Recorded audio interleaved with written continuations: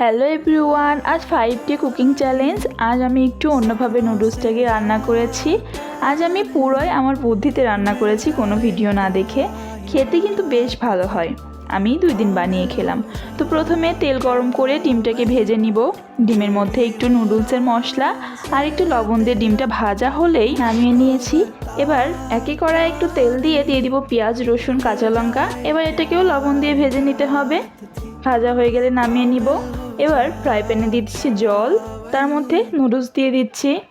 ঢাকা দিয়ে সিদ্ধ করতে হবে, একটু সময় লাগবে।